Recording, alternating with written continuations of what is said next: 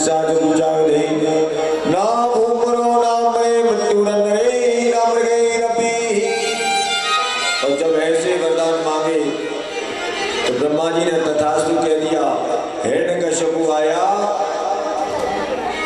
और उसके जो प्रथम पुत्र के रूप में प्रकट हुए श्री प्रहलाद जी महाराज भगवान के परम भक्ति प्राप्त हुई। बोले हमारी माँ के गर्भ में जब हम थे तब बोले हमने सत्संग किया। और कयादु जब अपने राज्य में विराजमान थी तो उस समय बोले इंद्र आया, इंद्र ने कयादु का हरण किया।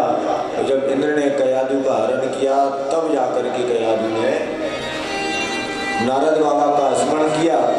नारद बाबा आए और नारद बाबा ने इंद्र को समझाया कि भाई किसका हरण करके ले जा रहे हो। बोले कयादु का। बोले क्यों? बोले इसलिए क्योंकि इसका पति इतना दुराचारी अत्याचारी है तो इसकी आने वाली संतान भी बहुत दुराचारी अत्याचारी है। तब जाकर के नारद बाबा ने इंद्र के लिए समझाया कि इसके घर में जो बालक है बड़ा भगवान का परम भक्त है। नारद बाबा अपने साथ ले गए। कुछ समय कयादु को वहां पर रखा और सत्संग सुनाया। उसी सत्संग का प्रभाव है कि प्रहलाद शरीर के भक्त वहां पर प्रकट हुए और प्रहलाद जी महाराज को हिरण्यकश्यपु ने विद्यालय में पहुंचाया।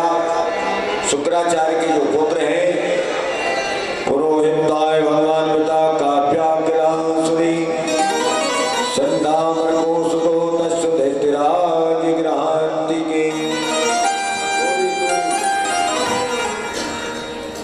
और जब प्रहलाद जी महाराज अपने गुरु के यहाँ अध्ययन करते हैं तो उस समय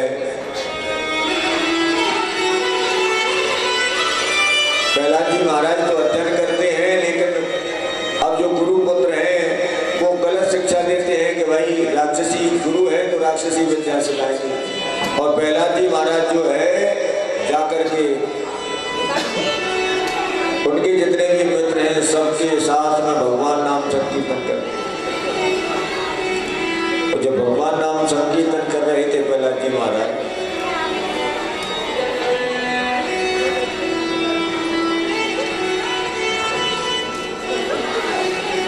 तो उसी समय हिरण्यकश्यपु आया और हिरण्यकश्यपु जैसे ही आया तो उसके मन में विचार आया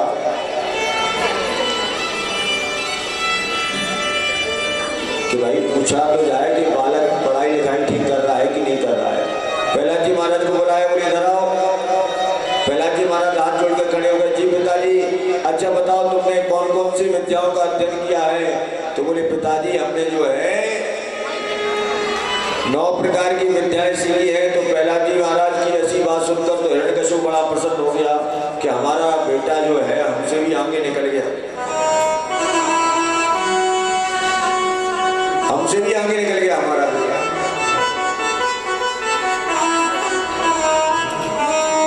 तो जैसे ऐसा कहा कि सुनाओ 9 प्रकार की विद्याएं कौन कौन सी हैं। संडामर्क वहां पर खड़े हुए थे। संडामर्क ने विचार किया। बोले महाराज अभी तो नहीं है बालक थोड़ा सा और परिपक्व हो जाने दो, इसके पश्चात ही आपको सारी विद्याएं सुना देगा।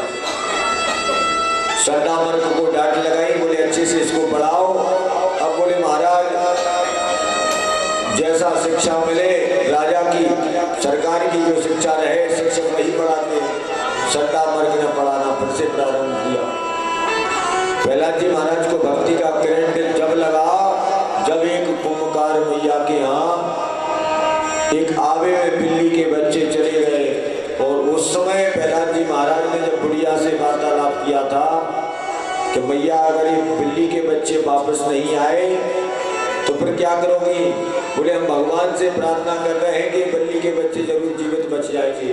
तो बोले आप प्रार्थना कर रही हो तो एक बात बताओ, आपको पता है कि अगर हमारे पिताजी के बगैर कोई नाम ले ले यहाँ पर उनके शत्रु का तो क्या होगा आपका। तो बुढ़िया ने कहा भले ही आपके पिताजी का शत्रु कोई भी हो लेकिन हमारा तो परमात्मा है, हम उन्हीं का नाम लेंगे। तो प्रहलाद जी महाराज ने कहा ये तो हमारे पिताजी के शत्रु हैं, अगर तुमने नाम लिया तो सब गड़बड़ हो जाएगा। जैसे ही ऐसा कहा तो बुढ़िया ने कहा भले ही गड़बड़ हो प्रहलाद जी महाराज ने कहा अगर बिल्ली के बच्चे नहीं जीवित निकले तो फिर, तब बुढ़िया ने कहा था कि प्रातः काल आ जाना। और प्रातः काल जब पहुंचे प्रहलाद जी महाराज तो देखा वास्तव में प्रभु परमात्मा की कृपा से वह बिल्ली के बच्चे जीवित निकले। उस समय से प्रहलाद जी महाराज को परिपक्व भक्ति का वो भान हो गया। आज हिरण्यकश्यप ने फिर से बुलाया, जैसे ही राज्य में बुलाया, सिंहासन पर बैठा हुआ हिरण्यकश्यप ने पूछा बेटा बताओ कौन कौन सी आज आपने विद्याओं का अध्ययन किया है, हम सुनना चाहते हैं। तब जाकर के पूछा कि श्रवणम कीर्तनम विष्णु स्मरणम पाद सेवनम अर्चनम वंदनम दासम संख्यमातु निवेदनम। पिताजी हमने नवदा भक्ति में सबसे पहले श्रवणम कीर्तनम 9 प्रकार की जो भक्ति है नवदा भक्ति में पहले श्रवणम बताया है कि प्रथम भक्ति संतने कर संगा, प्रथम भक्ति संतने कर संगा, प्रथम भक्ति संतने कर संगा,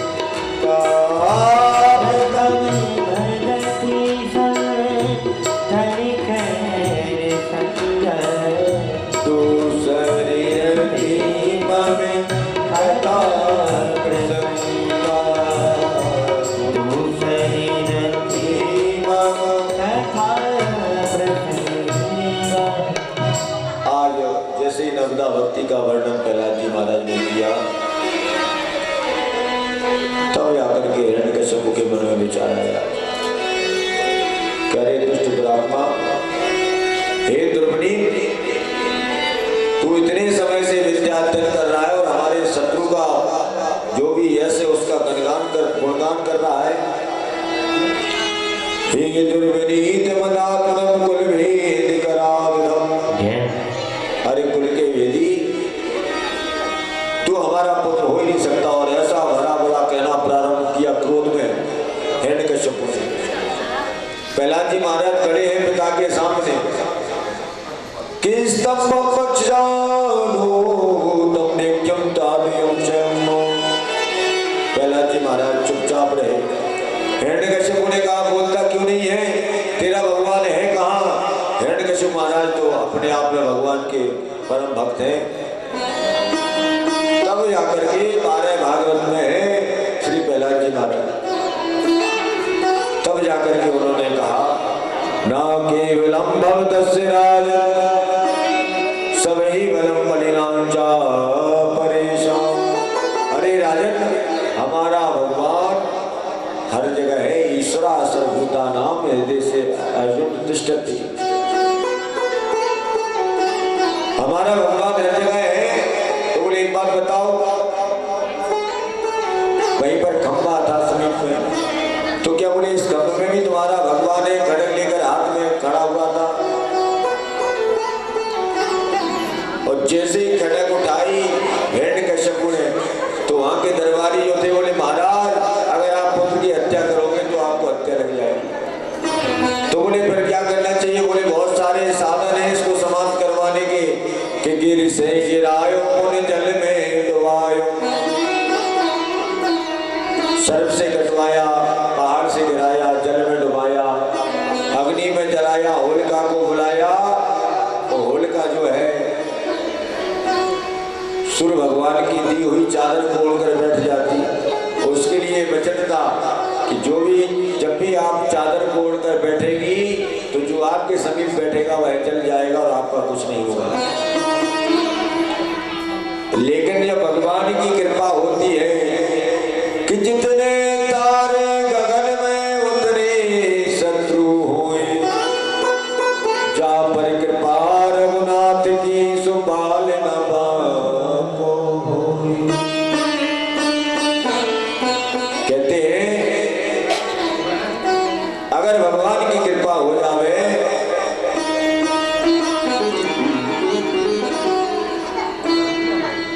तो बोले जितने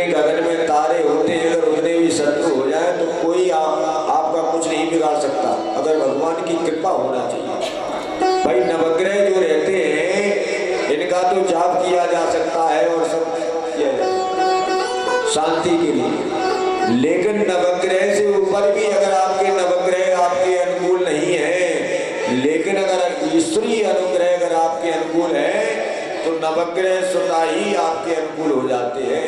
ईश्वर का अनुग्रह आपके साथ होना चाहिए।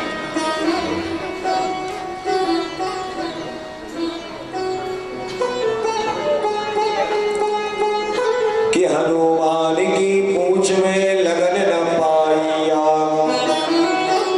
कि लंका सारी जल गई गई निशाचर भाई।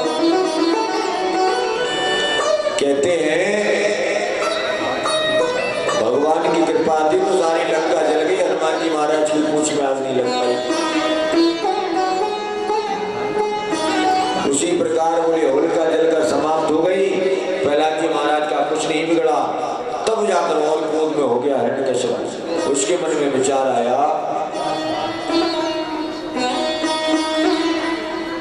कि अरे दुर्गुणी, तेरे इस खबर में भी क्या परम परमात्मा है? तो प्रहलाद जी महाराज ने कहा, हाँ पिताजी, ना केवलम सभी बलिनम बलिना चापरेशम, हमारा परम परमात्मा इस खम्भ में भी है और उसी खम्भ में से आज 12 भगवान का प्रादुर्भाव हो जाता है। बोले 12 भगवान की जय, जय जय श्री राम। कि सूर्य अनेक बड़े कण मांगलो, पे पद सूर्य सुस्वादि कहा, कि पुनताल मनीरा बजाती फिरे, मीरावत वारी सिंचाई। आज बोले भगवान का जैसा निकलना हुआ, क्रोध में है भगवान। और जब भगवान क्रोध में थे तो देखा प्रहलाद जी महाराज डर गए, हिरण्यकश्यप डर गया, उसको लिया और हिरण्यकश्यप के मन में बार बार विचार आ रहा था कि भाई आप हमारे लिए नहीं समाप्त कर सकते। बोले क्यों? बोले हमने वरदान मांगा था, ना दिन में मरूं ना रात में। तो बोले देख अभी ना दिन है ना रात है, अभी संध्या का समय है। बोले हमने वरदान मांगा था ना किसी अस्त्र से मरूं ना शस्त्र से। तो भगवान ने कहा देख ना मेरे हाथ में अस्त्र है ना शस्त्र है। बोले हमने वरदान मांगा था कि ना नर से मरूं ना नारायण से। तो बोले देख आधा शरीर हमारा नर का है, आधा शरीर नारायण का है। हमने बोले वरदान मांगा था कि 12 महीने में किसी माह में ना मरूं। तो बोले देख अधिक मास का महीना जो है हमने तेरे लिए बनाया है अलग से। हमने बोले वरदान मांगा था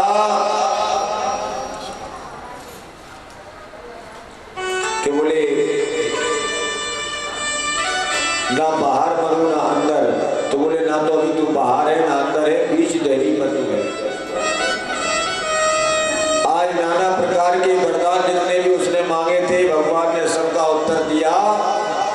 और भगवान क्रोध में थे तो तुरंत नरसिंह भगवान ने हिरण्यकश्यप का उद्धार कर दिया। बोले हिरण्यकश्यप मर्दन भगवान की जय। हिरण्यकश्यप का उद्धार हुआ। प्रहलाद जी महाराज ने देखा, भगवान का दर्शन किया। और जैसे प्रहलाद जी महाराज ने देखा तो भगवान ने प्रहलाद जी महाराज की तरफ देख करके कहा कि बोले प्रभु प्यारे कोमल हम तुम्हारे आए, असुर ने मारे मम नामे के गाने में।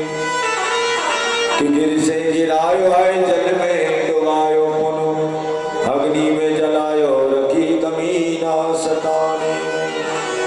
तुमने लगाई आज प्रभु में बार बार, क्षमा करो पुत्र मुझे देर हुई आने में। अरे बेटा हमको क्षमा करो, हमको देर हो गई। भगवान के नेत्र सजल हो गए।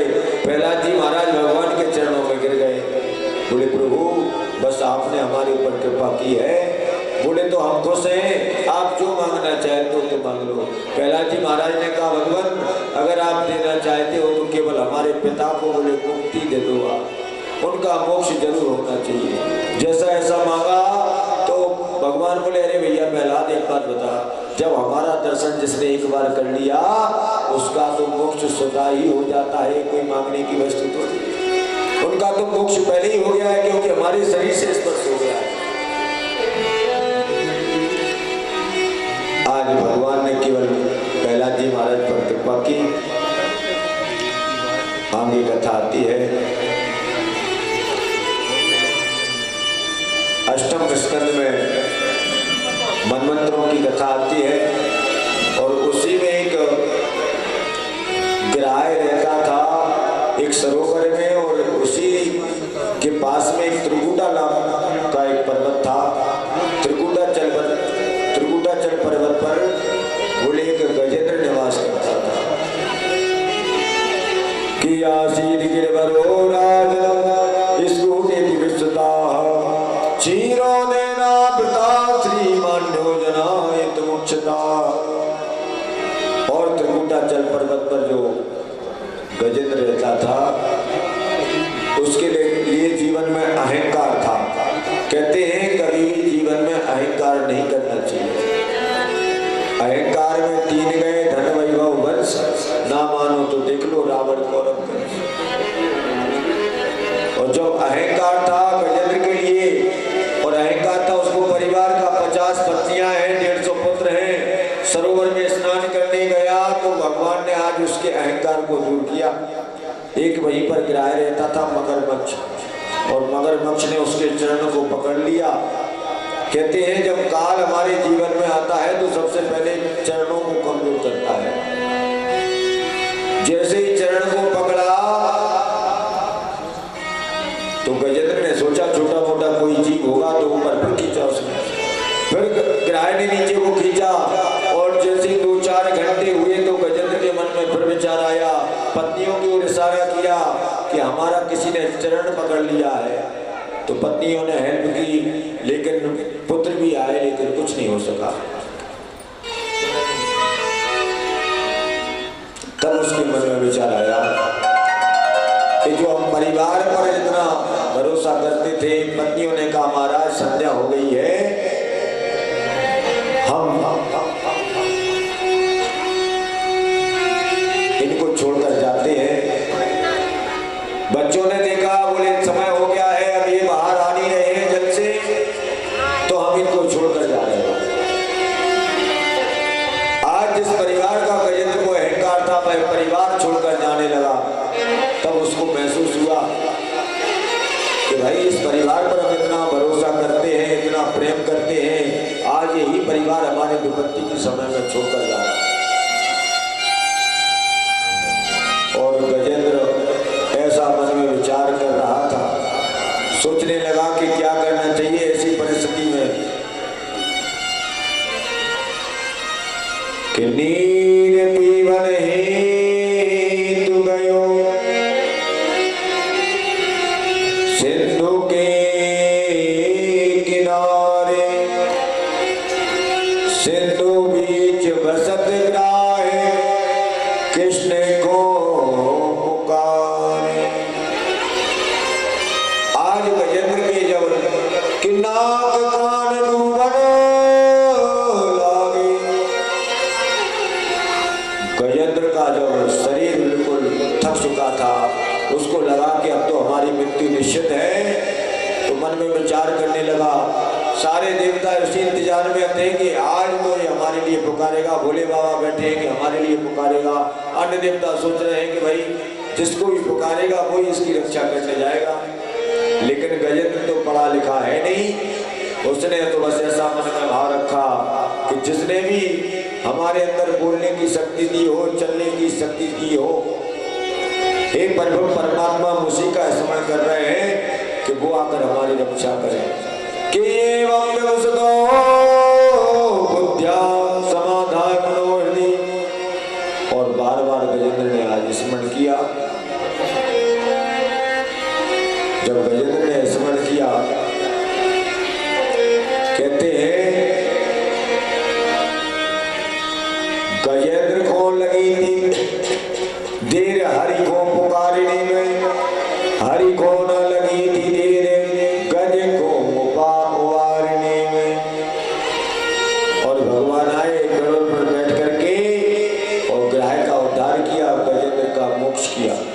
बोले भक्त वत्सल भगवान की जय। आज जब गजेंद्र का मोक्ष कर दिया तो किसी ने पूछा, भक्त ने बोले भगवान एक बात बताओ, आप गजेंद्र का मोक्ष करने आए हो कि ग्रह का उद्धार करने आए हो? तो बोले जो भी हमारे भक्तों के चरण पकड़ता है, दासानुदास जो हमारे भक्तों के चरण पकड़ता है, सबसे पहले हम उसका उद्धार करते हैं कि पाप करे प्रभु जी मिले, पाप करे सुख होए, और पाप करे मुक्ति मिले, सुइया पाप करो सबको। बोले चरण पकड़ने से पामाने पाप पकड़े, मतलब चरण पकड़े, पाप पकड़े मुक्ति प्रभु जी मिले, पाप पकड़े सुख होए, और पाँव पकड़े मुक्ति मिले, सो पाँव पकड़ियो सब होए। ऐसा भक्तों का वर्णन है। भगवान अपने भक्त का बाद में उद्धार करते हैं। पहले जो भगवान के भक्त का जो भक्त रहता है उसका पहले उद्धार करते हैं। समुद्र मंथन हुआ, आगे पहले जहर निकला, उसके बाद अमृत निकला। तो अमृत का जब विष्णुमोहिनी अवतार धारण किया, भगवान ने अमृत पिला रहे थे, देवताओं को पिलाना था अमृत। पहले देवताओं के बीच में पहुंच गए, अमृत का कलश लेकर मोहिनी का अवतार रख करके। उसी में एक दैत्य आया राहु, वो आकर के बैठ गया। तो जैसे ही राहु आया बैठा कि नाम सहित विष पियो शंभु भय जगदीश, बिना नाम अमृत पियो सो राहु कटायो शीश। बिना नाम के जो है अमृत पिया तो भगवान ने सुदर्शन चक्र से उसका सर धड़ से रख कर दिया। आगे कथा आती है। एक बार भृगु जी महाराज जो है नारायण प्रभु का दर्शन करने के लिए गए, मिलने के लिए गए।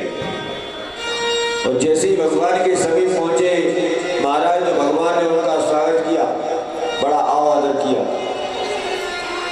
और जैसे ही आव आदर किया तो भगवान ने माल्यार्पण उनके लिए कर दी, माला पहनाई। और जैसे ही माला पहनाई तो नीचे आए वो, सोचा कि इंद्र के यहाँ भी घूमते हुए चले, तो इंद्र के यहाँ आए तो इंद्र ने भी बड़ा स्वागत किया। तो अपनी माला को उतार करके इंद्र को पहना दिया। और जब इंद्र के लिए माला को पहनाया तो इंद्र के मन में विचार आया, तो उन्होंने उस माला को अपने हाथी ऐरावत के लिए पहना दिया। ऐरावत के लिए जैसे ही उस माला को पहनाया, ऐरावत ने अपने पैरों तले उसको कुचल दिया। उसका परिणाम ये हुआ कि लक्ष्मी मैया रुष्ट हो गई। और लक्ष्मी मैया रुष्ट हुई तो जितनी भी त्रिलोक की संपदा थी देवताओं के पास, सारे देवताओं की संपदा चली जाती है। ये संपदा पहुंच जाती है राक्षसों के पास, विरोचन के पास, क्योंकि विरोचन बहुत बड़े दानी थे। और विरोचन के पुत्र हुए राजा बलि, और बलि त्रिलोक के स्वामी बन जाते हैं। कश्यप ऋषि की दो संतान है, इनका नाम, दो पत्नियां हैं, एक अदिति एक दिति। दिति से हुए राक्षस, अदिति मैया से हुए देवता। आज कश्यप ऋषि जो है भजन के लिए विराजमान है। और इधर क्या हुआ, अदिति मैया आई और प्रार्थना करने लगी।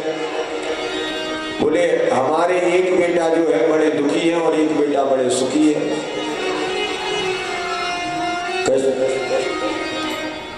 तब उन्होंने कहा तुम चाहते क्या हो? बोले केवल हमारे जो बेटा है बस ये धनवान बन जावे, ये दुखी है, इनका दुख दूर हो जावे। बोले धनवान बनने के लिए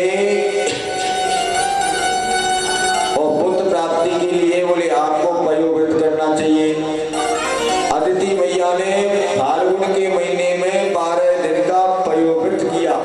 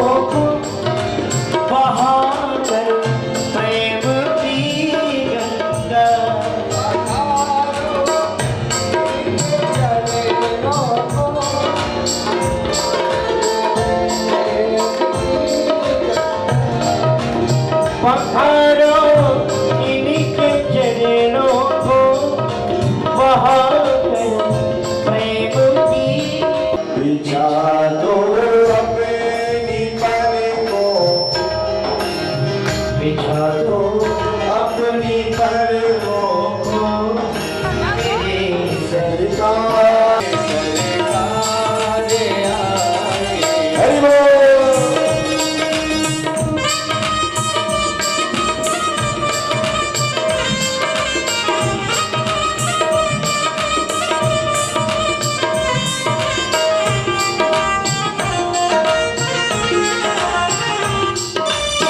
याद है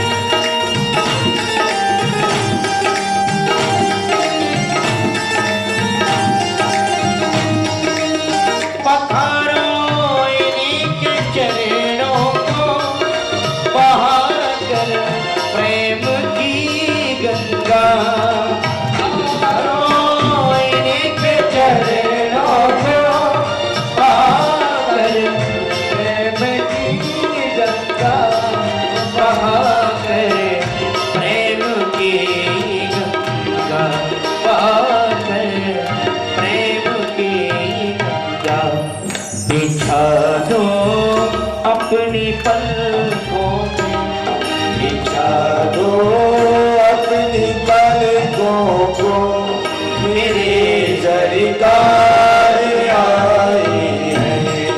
सजा दो घर को दुल्हन का मेरे सरकार आए हैं। सजा दो घर को दुल्हन का मेरे सरकार।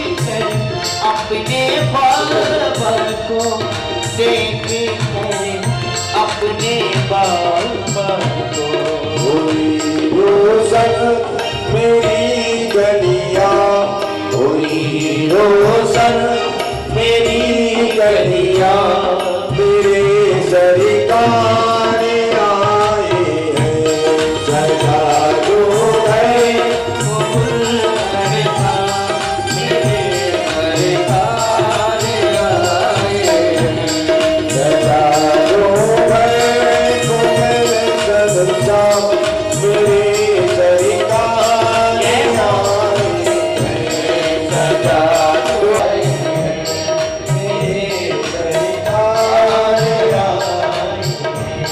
मेरे सरकार आए।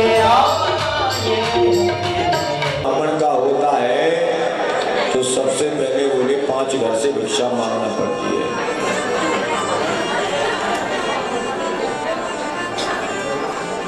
आज बामन अंगुल के बामन भगवान राजा बलि के दरवाजे पर पहुंच जाते हैं और जैसे ही राजा बलि के दरवाजे पर पहुंचे, राजा बलि ने बामन अंगुल के बामन भगवान का स्वागत किया।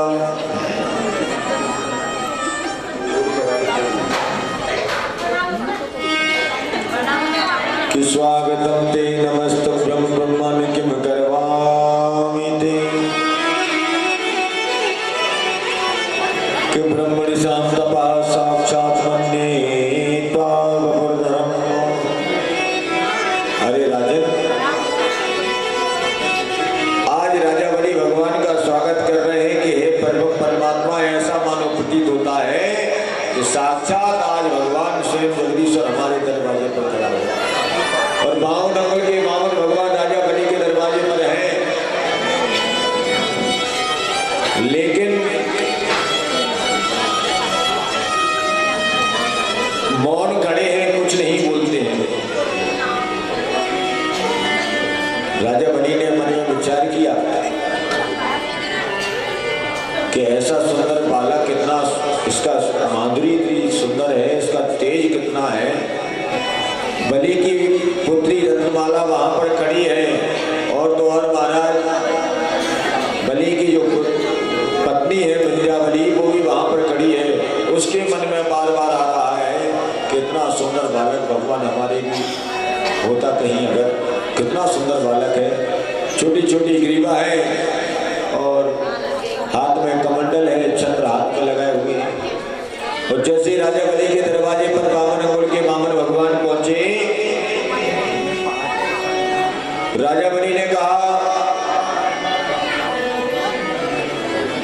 कि हे ब्राह्मण देवता, आपको जो चाहिए हो सो ले जाओ, क्योंकि आप यज्ञ में आए हो और यज्ञ की पत्नी का नाम है दक्षिणा।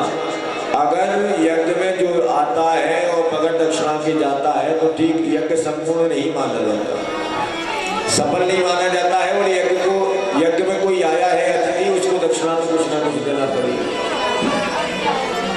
बामन अंगुल के बामन भगवान ने कहा, राजन हमको दक्षिणा कुछ नहीं चाहिए। नहीं भगवान, जब आप यहाँ पर आए हो तो कुछ ना कुछ लेकर जाना पड़ेगा। बोले नहीं, हमको कुछ नहीं चाहिए। ऐसा थोड़ी होता है। बोले क्यों नहीं चाहिए? बोले कुछ नहीं चाहिए इसलिए क्योंकि छत्र हमारे सर पर हमेशा रहता है, तो जब भी कोई बारिश होती है या धूप आती है तो बोले हम छत्र लगाए रहते हैं, तो हमें कोई आवश्यकता नहीं। जलपान करने के लिए कमंडल हमारे हाथ में है ही, और बोले हमारे लिए कोई आवश्यकता नहीं कोई भोजन की, हम तो फल फूल खा लेते हैं और हमारे लिए कोई आसक्ति नहीं किसी का।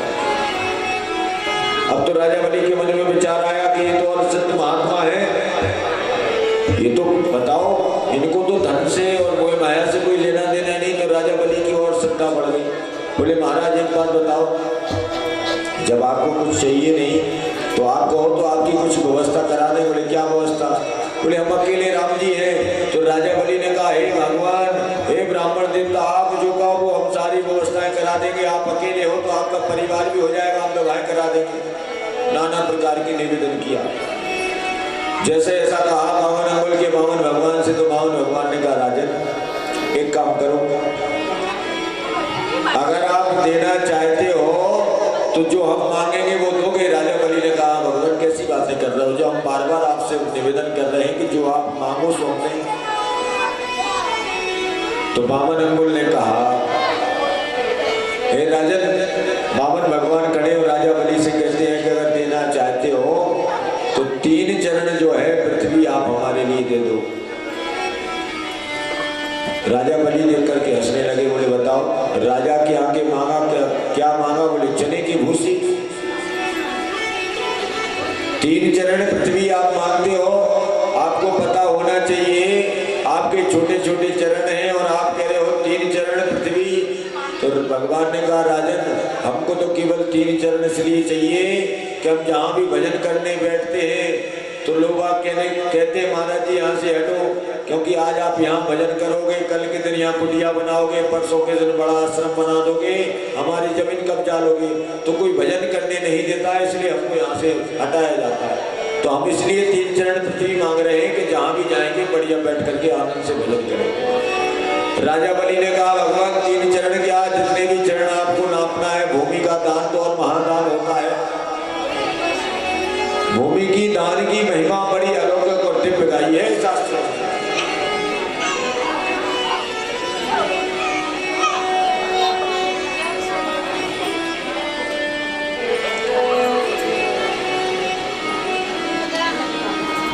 जैसे ऐसा कहा कि भूमि का दान, तो बामन अंगुल के बामन भगवान ने कहा, राजन एक बात बताएं, आप पहले वचन दो कि हमको 3 चरण पृथ्वी दोगे। राजा बलि ने कहा, हम वचन देते हैं आपको देंगे देंगे देंगे, और 3 बार ऐसा वचन हराया। राजा बलि ने कहा, जहां से आपको नापना है तो बोले नाप लो। बोले नहीं, बगैर संकल्प के बोले हम भूमि का दान नहीं लेंगे। संकल्प माने पक्का रजिस्ट्रेशन, प्रतिज्ञा। अगर बगैर संकल्प की हम कहीं कोई भी पाठ पूजा करते हैं तो बोले वह पाठ पूजा अधूरी मानी जाती है। जब भी कोई धार्मिक अनुष्ठान करें या कोई भी कार्य करें तो संकल्प होना अति आवश्यक है। अगर बगैर संकल्प के अगर हम पाठ पूजा करते हैं तो बोले महाराज, एक उदाहरण के रूप में देखा जाए, किसी को आपने पत्रिका लिख दी और पत्रिका पे एड्रेस नहीं डाला, और एड्रेस नहीं डालेंगे तो पत्रिका पेयरिंग लगकर आपके पास सुनाई वापस आ जाएगी।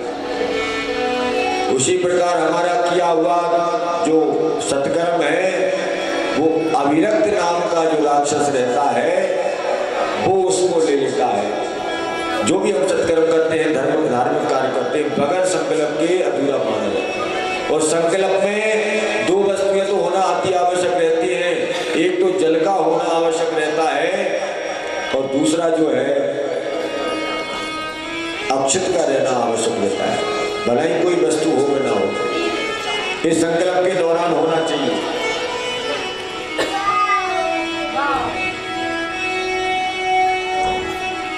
आज संकल्प लेकर राजा बलि के मन में प्रसन्नता हो गई। बोले गुरुदेव आप चिंता मत करो, हम संकल्प के लिए जा रहे हैं, गुरुदेव के पास जाते हैं। बोले गुरु के पास क्यों जा रहे हो? अरे बोले संकल्प का सामान तो हमारे गुरु जी के पास रखा है, और हे भगवान आप यहीं पर खड़े रहना, हम बस आते हैं जाते हैं। ऐसा बोलकर राजा बलि तो चले गए अपने गुरुदेव के पास। गुरु जी ने पूछा, राजा बलि कहाँ भागते हुए जा रहे हैं? अरे बोले महाराज क्या बतावे, ये कोई बामन अंगुल के ब्राह्मण देवता बाहर खड़े हैं और उनके लिए हमने 3 चरण पृथ्वी का दान देने का संकल्प लेना है, और 3 चरण पृथ्वी देने का हमने वचन दे दिया है। शुक्राचार्य जी ने देखा अंतर्दृष्टि से। शुक्राचार्य जी महाराज ने कहा, अरे राजन कहाँ जाते हो? कोई साधारण बामन नहीं है, ना कोई बामन है ना त्रेपन है, ये तो ऐसा मानो प्रतीत होता है साक्षात ब्रह्ममयो हरि। आज जगत का पालनहार कोई साधारण नहीं है, तो नारायण हरि है, नारायण विष्णु है। जैसा ऐसा कहा, राजा बलि ने कहा कि आपको कैसे पता कि वो साक्षात भगवान नारायण है? अरे बोले हम समझ गए, हमने अंतर्दृष्टि से देख लिया। राजा बलि ने कहा, लेकिन गुरुदेव हम तो वचन देकर आए हैं, लेकिन हमको तो नहीं लगता कि वो नारायण है, क्योंकि बामन अंगुल की है, छोटा छोटा जीवा है और बड़े संतोषी ब्राह्मण हैं, हम तो अभी देख कर आए हैं। जैसे ऐसा कहा तो राजा बलि ने, गुरुदेव ने कहा, शंकराचार्य जी कहने लगे, राजन आपको पता नहीं, वो छलने के लिए आए हैं और तुमको छल कर ही ले जाएंगे। राजा बलि ने कहा, छल कर ले जाएंगे? बोले देख लेना। राजा बलि बोले, ठीक है, भले ही वो छलकर छलने के लिए आए हो या कुछ भी करने के लिए, लेकिन हम तो वचन देकर आए हैं और ब्राह्मण को वचन दिया है तो हम पूरा जरूर करेंगे। जैसा ऐसा कहा, तब जाकर के शुक्राचार्य जी महाराज ने राजा बलि से कहा, 8 जगह ऐसी हैं जहां पर झूठ बोल दो तो दोष नहीं लगता। कि स्त्री नर विवाही जो विद्यार्थी प्राण संकटे जो, कि गौ ब्राह्मणायो हिंसा, गाय की अगर रक्षा हो रही हो वहां झूठ बोल जाओ, जहां पर अगर हिंसा हो रही है वहां झूठ बोल जाओ, कोई दोष नहीं लगता। स्त्री नर विवाही जो विद्यार्थी प्राण संकटे जो, अगर पत्नी से झूठ बोलना पड़े तो एक बार झूठ बोलने में कोई दोष नहीं होता, बार बार नहीं बोलना चाहिए, नहीं तो कहें महाराज बोल रहे थे पंच में। वैसे ही आजकल तो महाराज झूठ ही लेना, झूठ ही भोजन, झूठ चबेरा, सब झूठ ही झूठ। और अभी एक बार की बात है, ये कथा थी दिल्ली में, तो थोड़ा सा लेट हो गए भैया, तो मोबाइल में पत्नी ने पूछा, इतने लेट हो रहे कहाँ हो? तो बोले महाराज हम थोड़ा जो है जाम में फंसे हैं, आ रहे हैं, दिल्ली का जाम ऐसा है कि 4-4 घंटे, जब हम यहाँ आ रहे थे तो रास्ते में जाम मिला तो वास्तव में ट्रेन निकल गई है। तो कहते हैं बोले हम जाम में फंसे हैं। तो पत्नी वो समझदार थी उनकी, बोले अच्छा जाम में फंसे? बोले हाँ। बोले पर कितना समय लग सकता है? बोले जाम में फंसे पता नहीं कितना समय हो गया। पत्नी गई, पत्नी को तो पहले से पता था, उनके मित्र के यहाँ उसको पता चला, तो पहुंचा तो महाराज वहाँ जाम चल रहा था, दूसरा ही जाम में था। तो पत्नी ने पूछा, क्यों आप तो झूठ बोल रहे थे, कह रहे थे कि जाम में फंसे हैं? तो बोले ये क्या? बोले हम जाम में ही तो फंसे हैं, मित्रों के साथ हैं। तो कहने का तात्पर्य झूठ ही लेना, झूठ ही भोजन, झूठ चबेरा।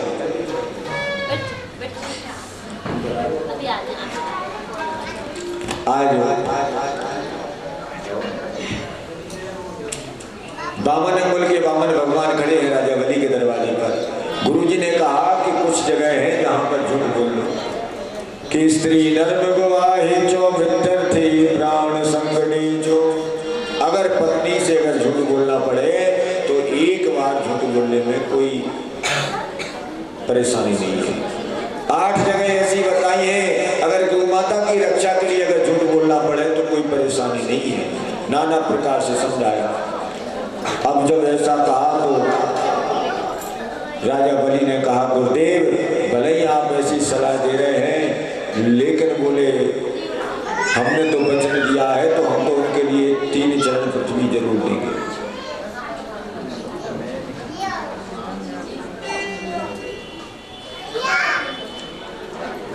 जैसे ऐसा कहा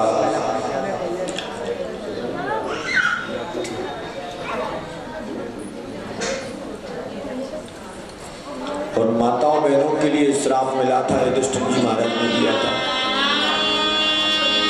कुंती के लिए युधिष्ठिर ने श्राप दिया कि आपने हमसे, जब कुंती ने कहा था हे युधिष्ठिर जी आपको बोले कर्ण का भी बोले श्राद्ध करना है, कर्ण के लिए भी पिंडदान करना है, तो युधिष्ठिर ने पूछा था कि कर्ण तो हमारा परिवार का नहीं, हमारा सदस्य नहीं, वो तो राधे जो था उसके यहाँ जन्म हुआ था, मल्लाह के यहाँ। तब जाकर कुंती ने सारी कथा सुनाई कि कर्ण जो है सूर्य भगवान ने प्रदान किए थे, क्योंकि इनके लिए दुर्वासा जी ने इनके लिए श्राप दिया था। और कुंती के लिए दुर्वासा जी ने मंत्र दिया था कि जब भी आप इस मंत्र का प्रयोग करेंगे, जो जिस देवता से जो वस्तु आप चाहोगी वह मिल जाएगी। तो कुंती ने उस मंत्र का प्रभाव जानने के लिए सूर्य भगवान का ध्यान किया, तो सूर्य भगवान का प्रादुर्भाव हो गया था उनके समक्ष। तब जाकर युधिष्ठिर जी महाराज ने कहा था कि आज से आपके अंदर कोई भी बात नहीं छुप सकती है।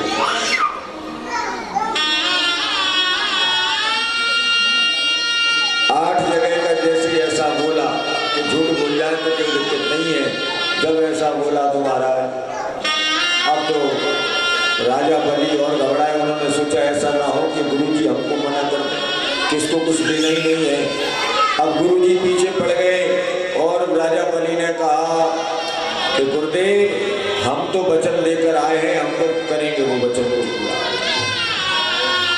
और जैसा ऐसा कहा राजा बलि ने, और गुरुजी कई कथाएं आती है स्कंद पुराण में, तो गुरुजी जो है जब जल ले रहे थे राजा बलि और भगवान खड़े थे, तो जैसे ही जल रहे थे तो गुरुजी जो है मोरी में जाकर बैठ गए। जैसे ही मोरी में जाकर बैठे तो राजा बलि के लिए जल नहीं मिला। तो भगवान ने कहा चिंता मत करो, कुशा से तिनका निकाला, मोरी में डाला, तो बोले वहां पर शुक्राचार्य की आंख वहीं पर समाप्त हुई।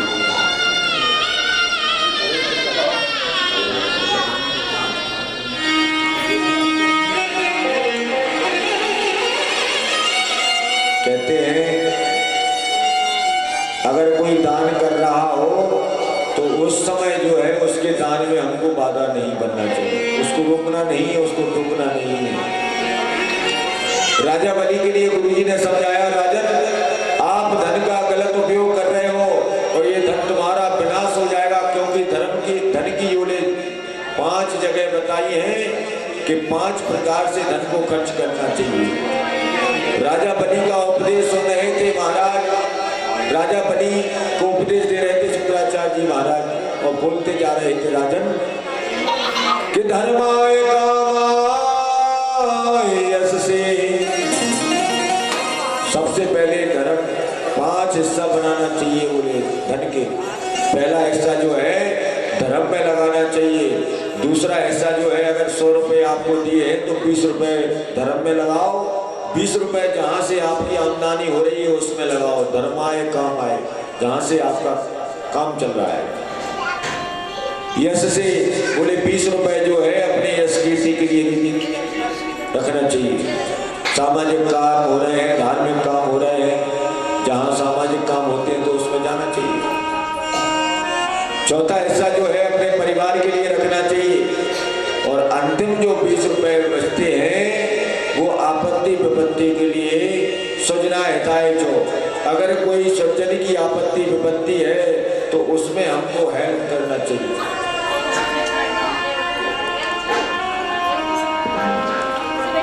5 हिस्से में अगर जो धन को खर्च करेगा उसका धन सदैव विशुद्ध रहेगा, शुद्ध रहेगा, कोई परेशानी नहीं।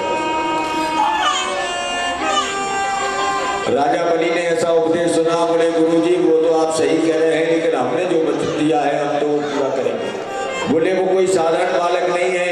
तो राजा बलि ने कहा अगर साधारण बालक नहीं है, अगर वह मांगता है तो देखो आज त्रिलोक का स्वामी राजा बलि के दरवाजे पर मांग रहा है। अगर वह साधारण बालक है तो हमारा 3 चरण में कुछ जाएगा नहीं। जैसा ऐसा कहा,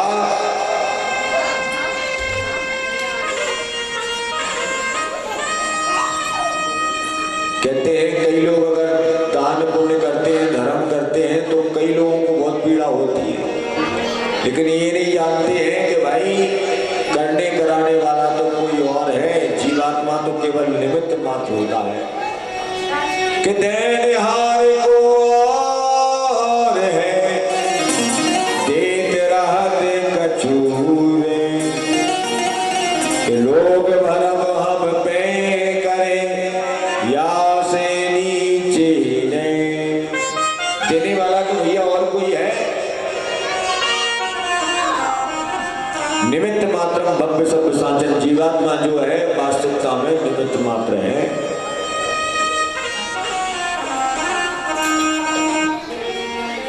कई लोगों को रोकने टोकने की आदत ही होती है, चाहे अच्छा काम करो आप चाहे बुरा काम करो, रोकेंगे टोकेंगे जरूर।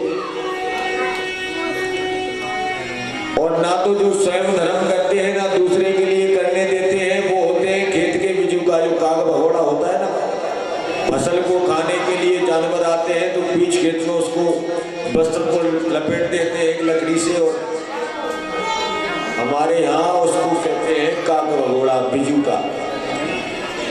ना तो स्वयं खाता है ना जानवरों को खाने देता है, उसका ये नियम है।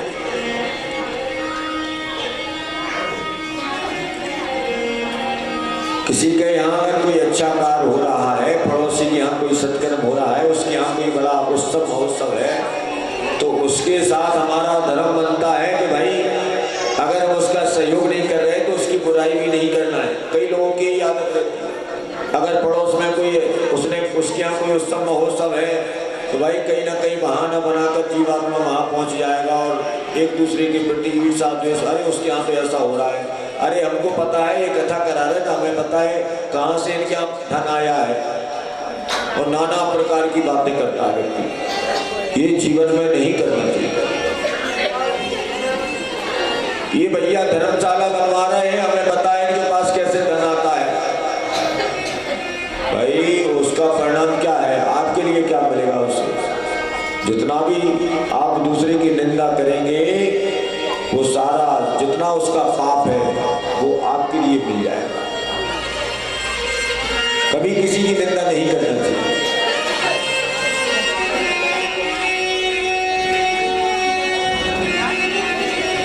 किसी के यहाँ एक सुंदर एक राजा ने अपना महल बनवाया, और महल जैसे ही बनवाया तो उस महल में सब लोग आए निमंत्रण में, गृह प्रवेश था राजा की। तो एक सेठ पहुंचा वही नगर का, और जैसे ही पहुंचा तो बोला महाराज आपने महल बहुत अच्छा बनवाया है, लेकिन इसमें जो है दरवाजे आपने बहुत छोटे लगाए हैं। राजा ने कहा दरवाजे छोटे? बोले हाँ। बोले तो दरवाजों से क्या करना है? अरे अच्छे तो है दरवाजे। अरे बोले महाराज जब आप मर जाओगे तो आपकी अर्थी कैसे निकलेगी इस दरवाजे से? जैसे ऐसा कहा तो राजा ने कहा कि भैया एक बात बताओ, हमारे यहाँ गृह प्रवेश चल रहा है, सब कुछ आनंद हो रहा है, बढ़िया बातचीत चल रही है, आप कह रहे हो कि अर्थी कैसे निकलेगी? ये बातें करने का स्वभाव मान थोड़ी है। बोले हाँ। तो बोले हम सही तो बोल रहे हैं कि जब तुम मर जाओगे तो तुम्हारी अर्थी इस दरवाजे से कैसे निकलेगी? छोटा है दरवाजा। राजा को क्रोध आया, बोले बार बार अर्थी की बात कर रहा है, बोले जाओ इसको बंद कर दो। राजा ने उसको बंद करा दिया। संध्या के समय पत्नी आ गई। पत्नी ने कहा महाराज हमारे आपने पति को बंद किया है। बोले बिल्कुल किया है। बोले क्यों? बोले इसलिए किया है क्योंकि बोले तुम्हारा पति बोल रहा था कि राजा मर जाएगा तो अर्थी कहाँ से निकलेगी, ये दरवाजा बहुत छोटा है। जैसे ही ऐसा कहा इतने में क्या हुआ, पत्नी ने कहा उनको तो अच्छा बोलना ही नहीं आता है। अरे बोले राजा की अर्थी काय को निकालना है, उनके बोले टुकड़े कर करके बाहर ले जाएंगे ना। जैसे ऐसे कहा तो राजा के मन में विचार आया कि इसको भी बंद कर दो, ये भी उल्टा सीधा बोलती है। इसकी पत्नी कह रही है कि महाराज अर्थी की क्या जरूरत है, टुकड़े कर करके बाहर निकाल लेंगे। राजा ने दोनों को बंद करा दिया। तो तीसरी बार जब उसका पुत्र आया तो पुत्र ने कहा कि हमारे माता पिता को बंद किया है? बोले हाँ। उनको बोलना नहीं आता है, हमारे यहाँ तो उत्सव महोत्सव है, वो कह रहे हैं, एक कह रहा है अर्थी कैसे निकलेगी, दूसरा कह रहा है टुकड़े कर करके निकाल लेना। तो बालक ने कहा उन दोनों को बिल्कुल बोलना नहीं आता है महाराज, हम तो कह रहे हैं ना तो अर्थी निकालना है राजा की, ना टुकड़े करना है। राजा अगर यहाँ मर जाए तो यहीं पर जला देंगे। जैसा ऐसा कहा कि यहाँ मर जाए यहीं जला दो, तो राजा को और क्रोध आया। फिर मन में विचार आया कि हम क्रोध बिल्कुल गड़बड़ कर रहे हैं, भाई इनकी कोई गलती नहीं, इनके परिवार में मीठा बोला ही नहीं, बोलना नहीं जानता कोई। तीनों को छोड़ दिया राजा। कहने का तात्पर्य 3 प्रकार की तुलसी होती है। बिमला, एक बिमला तुलसी होती है जैसे रामा होती है, बिमला होती है श्यामा होती है।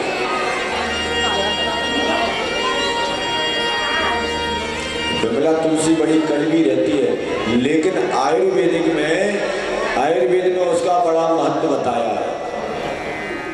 और जब से जीवात्मा ने मीठा बोलना पसंद कर दिया है, मीठा खाना बंद कर दिया है, तब से मीठा बोलना भी बंद कर दिया है। कड़वे वचन ज्यादा होते हैं।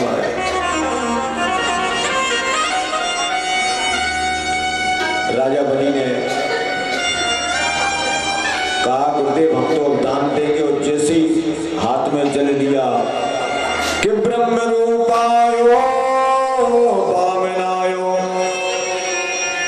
इमाम तीन पदानि चो, और जैसे ही ब्रह्म रूपायो वामनायो इमाम तीन पृथ्वी अहम संप्रदे, तीन चरण पृथ्वी का जैसे ही संकल्प लिया कि बामन ते विराट बने गयो, और एक ही पगहे नाम पे भूले, एक चरण में सारी पृथ्वी को नाम दिया। बोले विराट भगवान की। दूसरा पद विरंच के धामा, दूसरा चरण ब्रह्मलोक में पहुंचा। ब्रह्मा जी ने चरण पखारा और वहीं से मां भगवती गंगा मैया का प्रादुर्भाव हुआ। बोले गंगा मैया की। गंगा मैया का जब प्रादुर्भाव हुआ तो भगवान ने दूसरा चरण में पूरे ब्रह्मलोक को नाप लिया। पग के न कहीं गंग प्रगटाही, और जैसे गंगा मैया का प्रादुर्भाव हुआ तो बलि समझ गए कोई साधारण नहीं है, ये तो साक्षात ब्रह्ममयो हरि है। बलि भगवान के साष्टांग हो गए। भगवान का राजन अभी तुम्हारा बोले संकल्प अधूरा है। बलि ने कहा भगवान संकल्प तो हमने पूरा कर दिया है, आपने 3 चरण का बोला है तो 3 चरण हमने दे दिए। बोले एक बात बताओ, अभी तो 2 ही चरण हुए हैं, तीसरा चरण कहाँ रखें, कुछ बचा ही नहीं है। एक चरण में सारा भूमंडल हो गया, दूसरे चरण में सारा आकाश हो गया, तीसरा चरण कहाँ रखें। तो राजा बलि ने कहा धन बड़ा होता है कि धन का मालिक। तो भगवान ने कहा ना तो धन बड़ा होता है, बोले बड़ा होता है तो धन का मालिक। तीसरा चरण बोले आप हमारे मस्तक पर रख दो। जैसे ही 52 अंगुल के 52 भगवान ने तीसरा चरण रखा, भगवान के नेत्र सजल हो गए। राजन आज आपने हमारे लिए 3 चरण जो दिए हैं, तन मन धन, हम आपसे प्रसन्न हैं, जो मांगना चाहते हो तो मांग लो।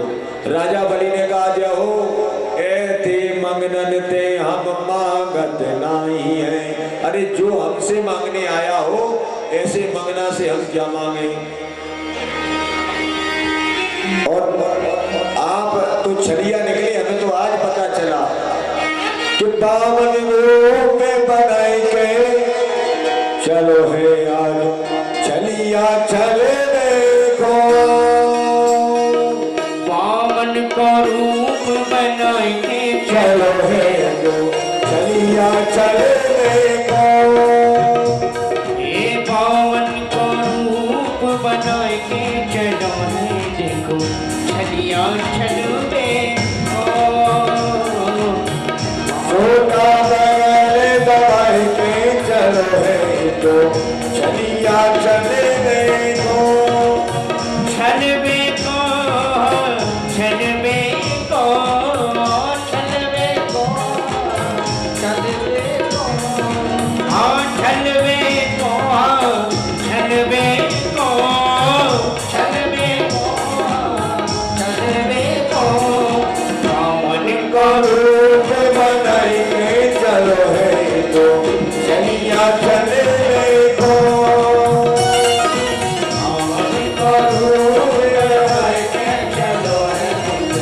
छलिया चल देखो।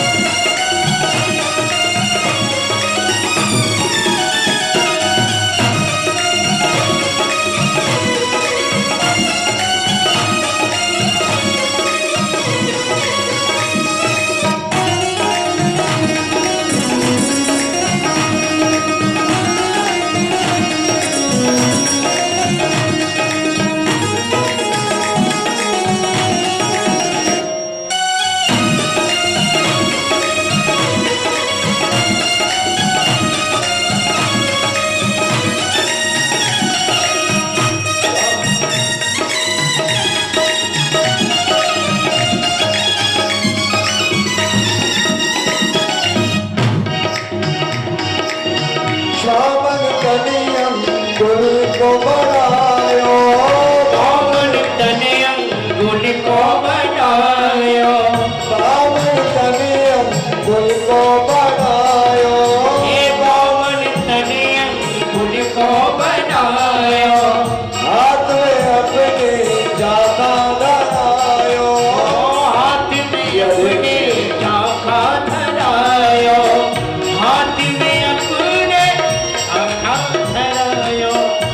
छोटा बगल दबल के चलो है तो छलिया चल देखो छोटा बगल दबल के चलो है तो छलिया चल देखो कामन का रूप बना के चलो देखो छलिया चल देखो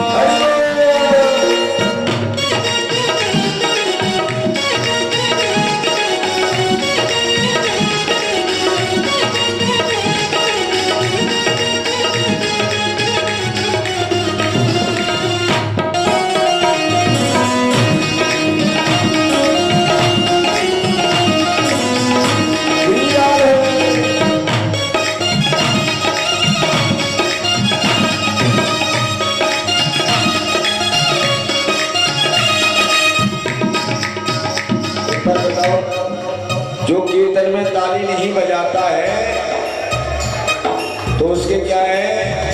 अच्छा, जिसको भगवान ने 2 हाथ दिए हो वही ताली बजाए और जिसके लिए 1 दिया हो तो वो बिल्कुल ना बजाए। और पता है जो भगवान का नाम का उच्चारण नहीं करता है या ताली नहीं बजाता है, जो ताली बजाता है तो वो उसके पाप निकल कर बाहर जाते हैं। राम कथा सुंदर करतारी संशय गेहन उड़ावनहारी। और वो पाप कहाँ पहुंच जाते हैं? बोले वो पाप पहुंच जाते हैं जो ताली नहीं बजाते हैं, उनके सर पर जाकर बैठ जाते हैं। तो आप सब लोग यहाँ बैठे हैं, तो अगर जिसको पाप हटाना हो वही ताली बजाए। कामन रूप बनाए के चलो है तो छलिया चले देखो कामन रूप बना के चलो छलिया चल देखो छल में मोहा छल में चल देखो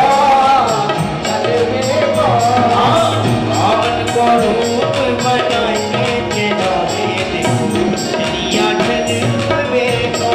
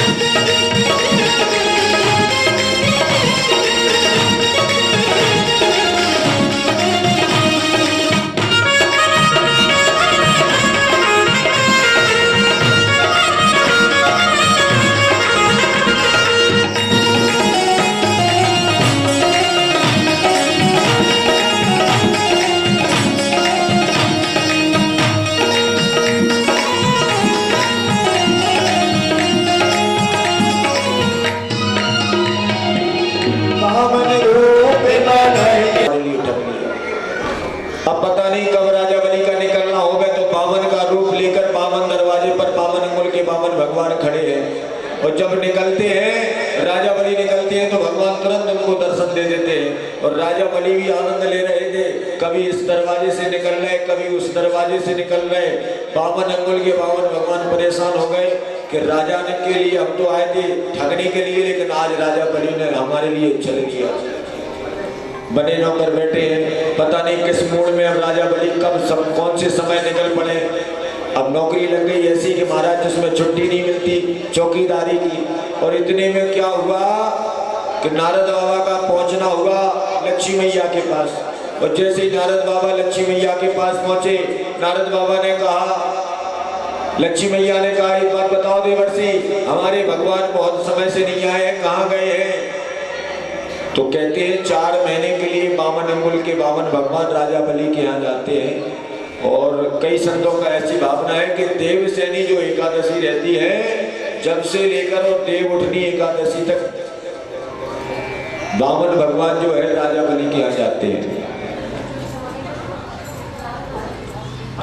अब जैसे ऐसा कहा कि उनकी तो नौकरी लग गई है। लक्ष्मी मैया बोले काय की नौकरी लग गई? बोले ऐसी नौकरी लग गई है कि छुट्टी नहीं होती है। जैसे ऐसा कहा कि छुट्टी नहीं मिलती है, बोले काय की नौकरी लगी है? बोले चौकीदारी कर रहे हैं। बोले किसके यहाँ? बोले राजा बलि के यहाँ। लक्ष्मी मैया बोले तो फिर कैसे आएंगे? बोले ऐसे वैसे नहीं आएंगे, भगवान अब आना बड़ा मुश्किल है। बोले क्यों? बोले इसलिए आना बड़ा मुश्किल है क्योंकि राजा बलि को भगवान ने वचन दिया है और वो आ नहीं सकते हैं, लेकिन ये युक्ति हमारे पास है। अब नारद बाबा ने युक्ति बता दी और लक्ष्मी मैया बार बार नारद बाबा से कह रही है कि मेरे कहाँ गए भरतार, लक्ष्मी फूट फूट कर रोई। मेरे कहाँ गए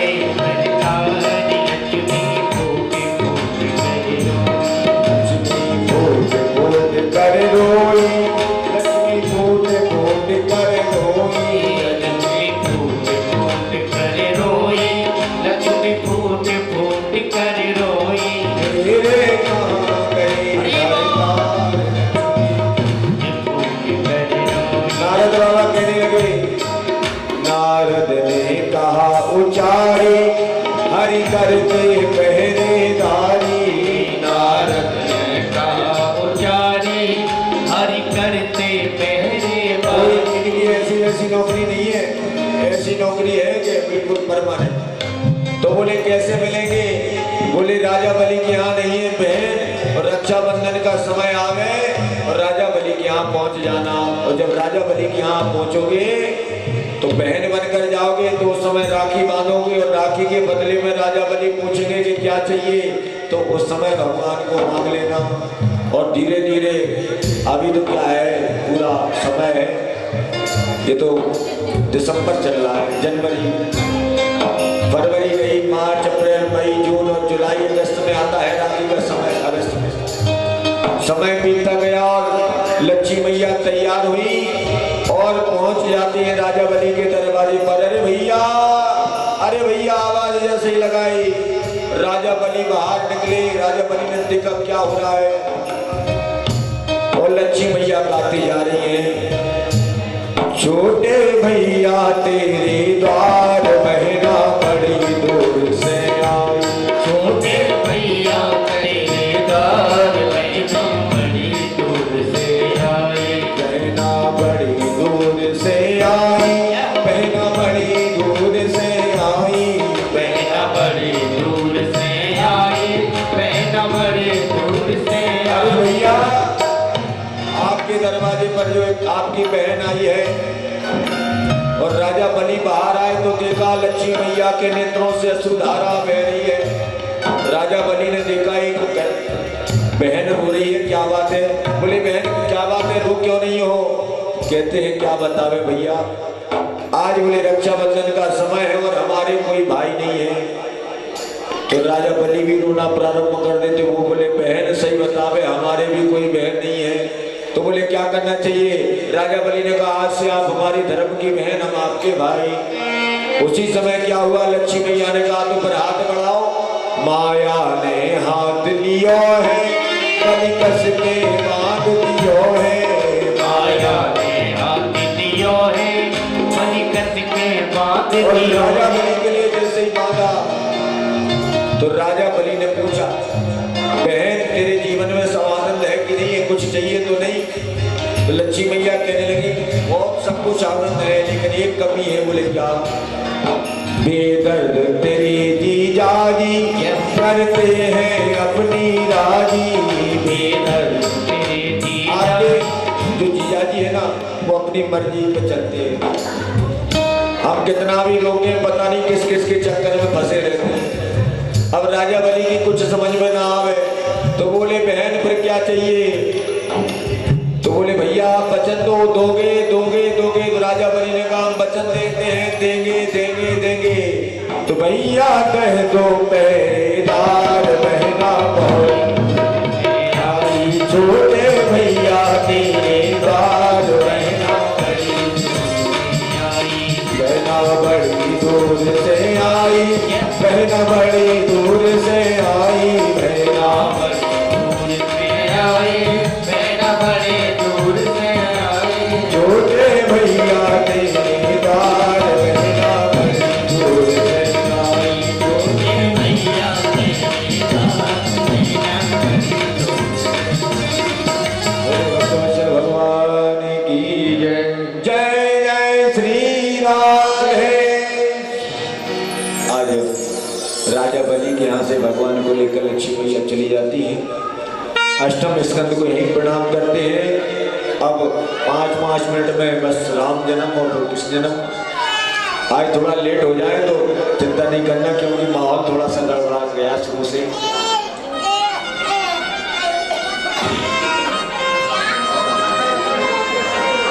राजा बलि के यहाँ से लक्ष्मी मैया भगवान को लेकर जाती है। नवम स्कंद में हम प्रवेश करते हैं।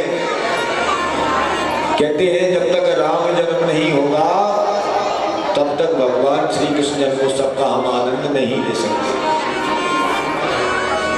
वर्णानाम संगानाम रसानाम छंदसामपि मंगलानाम च कर्तारो वंदे वाणी विनायक।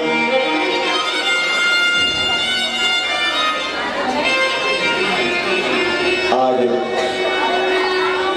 श्री रामचरितमानस में तुलसीदास जी महाराज वर्णन करते हैं।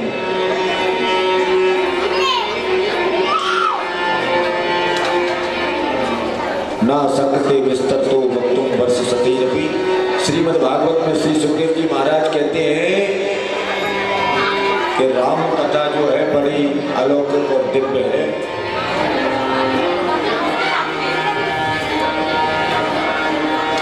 खट्वांग सतीर बावस्सो रघु तस्मा पथस्रवा अजस्तो महाराज दशरथो। पहले महाराज सूर्यवंश की जब प्रारंभ हुआ तो सबसे पहले मरीचिर मंतस्य यज्ञे तस्यापि कश्यपा द्राक्षायां ददो आदित्याम विवस्वान् भगवस्सुता।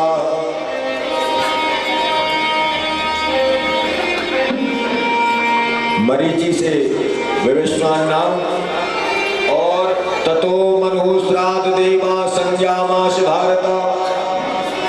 एला नाम की पुत्री हुई मनु श्राद्ध मनु महाराज के, उसी का नाम सुद्युम्न पड़ा।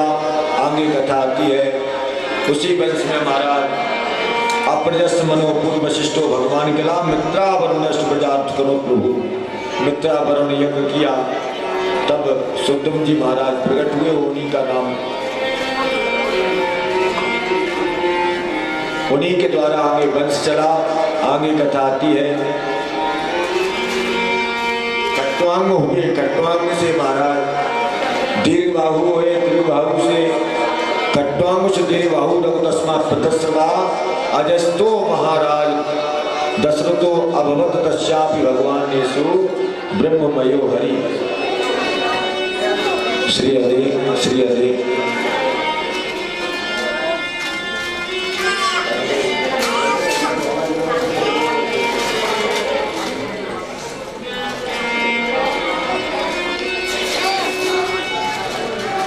आज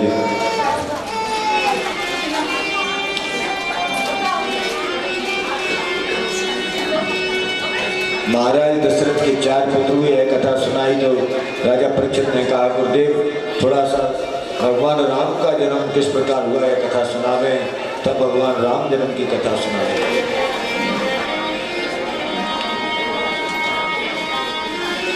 एक बार राजा दशरथ के लिए गिलानी हो गई।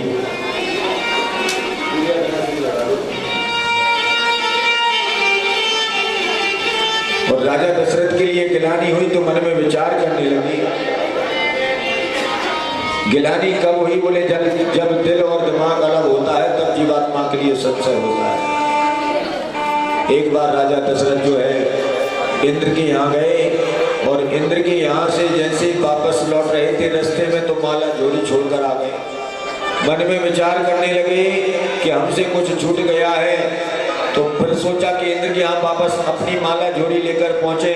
और माला झोली लेने के लिए इंद्र के यहाँ वापस पहुंचे तो देखा वहां पर शुद्धिकरण हो रहा था, सफाई कर्मी सफाई कर रहे थे। राजा दशरथ ने पूछा, भैया एक बात बताओ, यहाँ पर सफाई क्यों हो रही है? बोले इसलिए हो रही है क्योंकि पृथ्वी का राजा दशरथ आया था, उसके यहाँ संतान नहीं है। तो संतान ना होने के कारण ये अपवित्र जगह हो गई है, इसलिए इसको शुद्धिकरण किया जा रहा है। तब राजा दशरथ के मन में गिलानी हो गई और मन में विचार करने लगे कि देगे जीवितम प्रजाहीनम देग्रम च प्रजाविनम देग्धरम च नापत्यश्च देवकुलम संतति विना।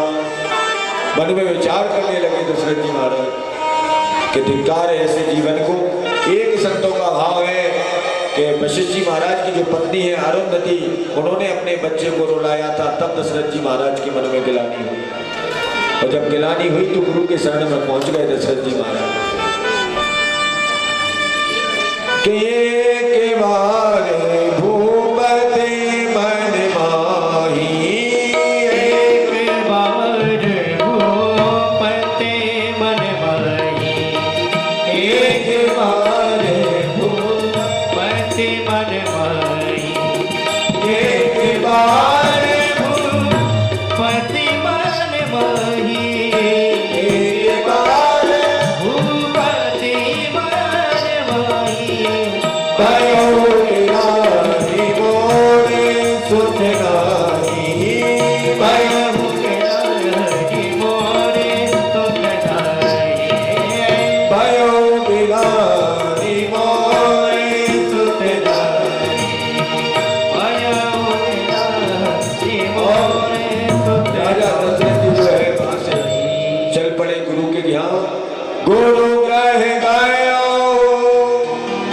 तुरंत वही पारा। और जैसे गुरुदेव के यहाँ पहुंचे गुरु कह गई वो तुरंत नहीं पारा। चरण लाभ कर विनय विशाला। गुरुदेव से कहा, गुरुदेव हमारे यहाँ संतान कब होगी? हमारा चौथापन आ चुका है। तो गुरु जी ने कहा कि आपकी जो संतान है आप चिंता नहीं करो राजन, एक नहीं धरो धीर हुई है सुख चाहिए।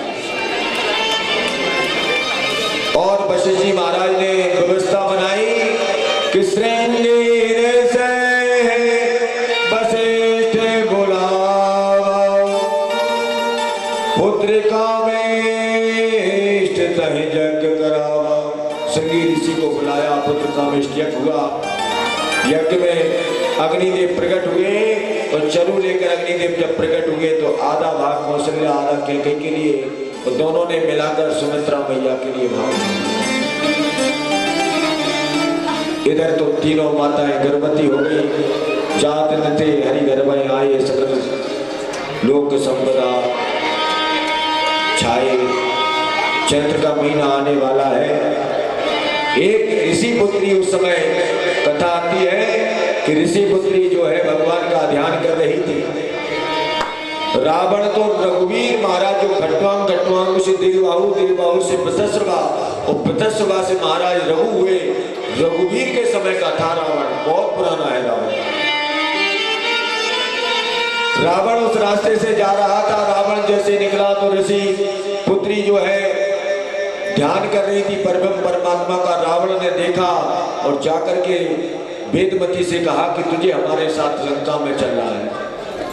जैसे ऐसा कहा तो वेदमती ने तिरछी नजरों से रावण की ओर जैसे ही देखा तो रावण ने कहा कि अरे भैया अरद में बाजे बधैया,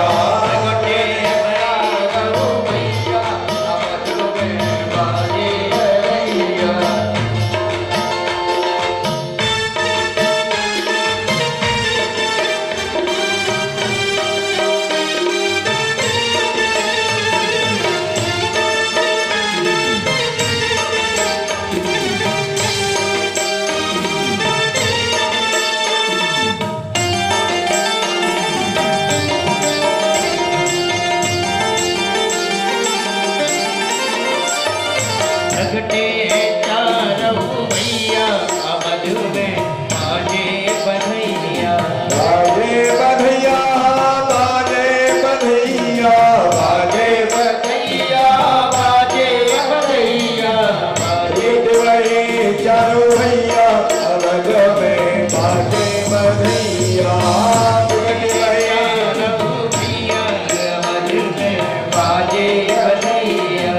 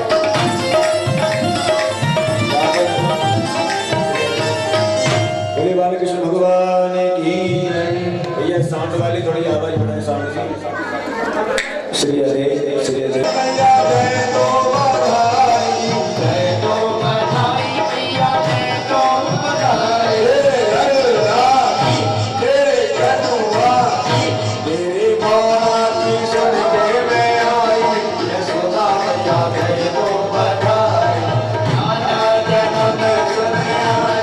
जब के मैं आए यशोदा मैया कह दो बधाई, की जब के मैं आए यशोदा मैया कह दो बधाई।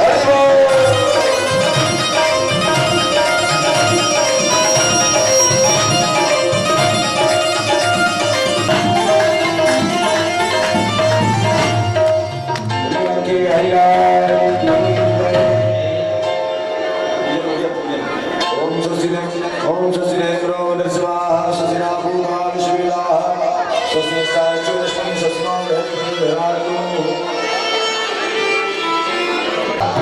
तेरे